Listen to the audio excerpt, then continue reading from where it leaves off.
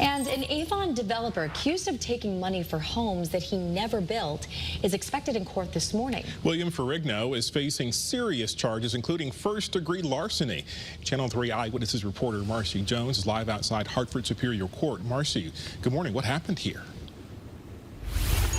Good morning. Well, dozens of people allege that Ferrigno took their money for construction projects and then never followed through. Now they say it's time to pay up. Ferrigno is facing more than 25 lawsuits aside from that larceny charge. Now, several people claim they gave Ferrigno hundreds of thousands of dollars and have been waiting years for their homes to be completed or even started. According to one lawsuit, a woman claims she paid Ferrigno $160,000 for construction projects with the expectation it would be wrapped up by December of last year. However, she says Ferrigno never even broke ground. Back out here live, Ferrigno is expected in the Hartford court later on today. Stay with us on air, online, and on our Channel 3 app for the absolute latest information. Reporting live in Hartford, Marcy Jones, Channel 3 Eyewitness News. All right, thanks, Marcy.